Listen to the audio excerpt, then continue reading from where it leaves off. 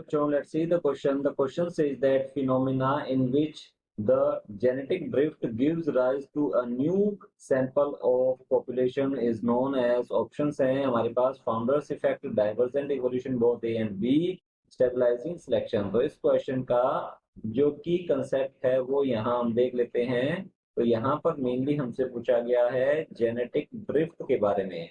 तो genetic drift जो है ये एक ऐसी प्रोसेस है जिसके थ्रू जनरेशन टू जनरेशन जो जीन फ्रीक्वेंसी है उसमें चेंज आता है। तो हम कह सकते हैं genetic drift the process of changing frequencies of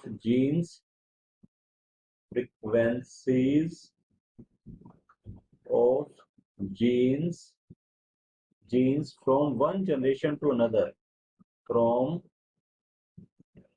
one generation to another generation is called genetic drift। अब तो जेनेटिक ड्रिफ्ट में जो एलील फ्रीक्वेंसी और जीन फ्रीक्वेंसी जो है वो चेंज होते हैं। तो अगर यहाँ पर हम बात करें, यहाँ पर दिया गया है phenomena in which the genetic drift gives rise to a new sample of population is known as. तो यहाँ पर क्या हो रहा है कि एक लार्ज पॉपुलेशन जो है, यहाँ पर हम बात करते हैं लार्ज पॉपुलेशन की, तो लार्ज पॉपुलेशन से एक जो छोटा सा ग्रुप है ऑर्गेनिजम्स का, ए स्मॉल ग्रुप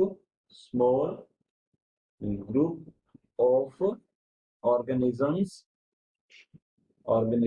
ये क्या हो जाता है, ये सेपरेट हो जाता है। तो यहाँ लिखेंगे ये सेपरेट होकर ये एक नई कॉलोनी जो है बना लेता है। तो हम यहाँ लिख सकते हैं ये क्या करेगा, ये न्यू कॉलोनी जो है फॉर्म करता है, forms new colony.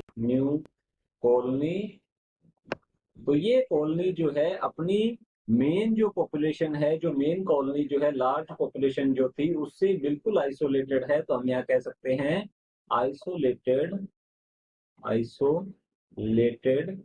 From parental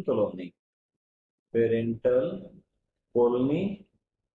और कुछ टाइम बाद जो है ये न्यू कॉलोनी के जो ऑर्गेनिजम्स हैं उसमें क्या होता है, उसमें जेनेटिक वेरिएशन इतनी आ जाती है जो कि अपनी पेरेंटल कॉलोनी के या पेरेंटल पॉपुलेशन जो है उनके ऑर्गेनिज्म से बिल्कुल भी मैच नहीं करते हैं। तो यहाँ हम कह सकते हैं ये जो न्यू कॉलोनी के ऑर्गेनिजम्स हैं ये क्या होते हैं, न्यू कॉलोनी के ऑर्गेनिजम्स जो है ये क्या होंगे, ये हो जाएंगे फिनोटिपिकली एंड जीनोटिपिकली। हम कह सकते हैं इनमें चेंज आ जाता है। तो हम कह सकते हैं इनमें जीनोटाइप एंड फिनोटाइप जो है इनका, फिनोटाइप ये चेंज हो जाता है, ये दोनों ही हो जाएंगे, इनमें चेंज हो जाएगा, ये बिल्कुल अलग हो जाते हैं अपने पेरेंटल पॉपुलेशन से।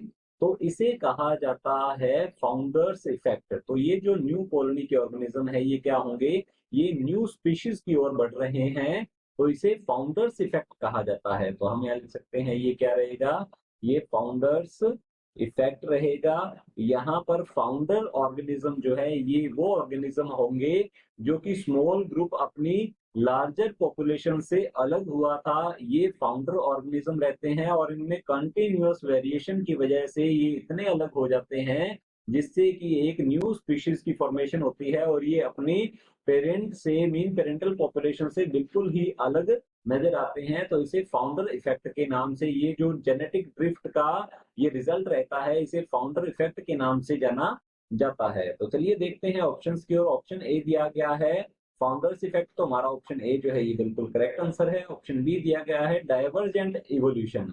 तो डाइवर्जेंट इवोल्यूशन में जो इवोल्यूशन है वो ये एक पिन पॉइंट से स्टार्ट होकर वो डाइवर्सिफाई हो जाता है अलग अलग जियोग्राफिकल एरिया में। तो हमारा ऑप्शन बी जो है ये भी रॉन्ग होता है। ऑप्शन सी दिया गया है बोथ ए एंड बी, तो हमारा ऑप्शन सी जो है ये भी रॉन्ग होगा। ऑप्शन डी दिया गया है स्टेबलाइजिंग सिलेक्शन, तो हमारा ऑप्शन डी जो है ये भी रॉन्ग होता है बिकॉज इसमें स्टेबलाइजिंग सिलेक्शन देखने को, नेचुरल सिलेक्शन देखने को नहीं मिल रहा है। So the final answer is option A. Hope you understood it well. All the best. Thank you.